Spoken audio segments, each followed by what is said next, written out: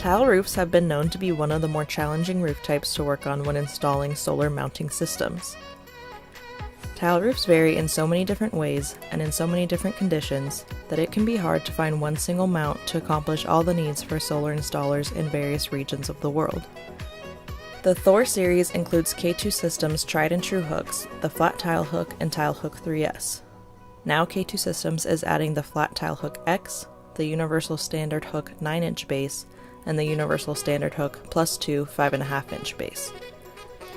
Although each hook has its own unique features, they all install very similarly. First, you need to remove the tile from the mounting location and clean out any debris. If you're installing a 2-piece hook, attach the 2 pieces together. With the Universal Standard Hook +2, you'll need to loosely screw the hook to the base in one of the 3 mounting locations. If you're using the Tile Hook 3S, simply slide the top into your desired base level.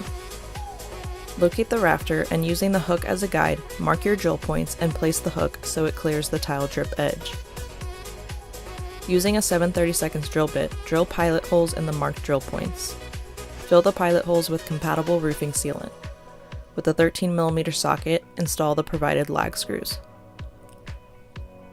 If you're installing an Everflash replacement tile flashing, push back the center tab to allow the tile hook to pass through. The W tile and S tile flashing have the tab pre-cut. If you're installing flat tile, you'll have to mark and cut your tab using tin snips.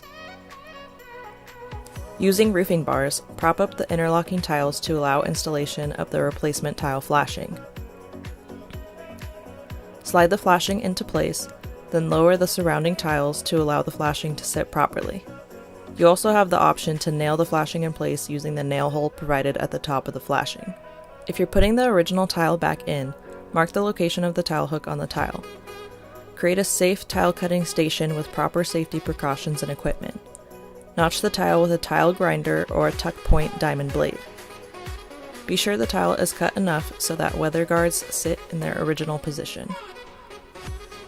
Some jurisdictions may require water or ventilation to prevent silica dust exposure. Always wear eye protection and a safety mask. Now you can install the crossrail. Insert the T-bolt through the slot in the hook and into the side channel of the crossrail. Turn the T-bolt clockwise, ensuring that the mark at the end of the shaft is vertical, indicating proper alignment. Attach the serrated hex nut and tighten to 26 foot-pounds. That's how you install the K2 Systems tile hooks. If you have any questions, please don't hesitate to contact us.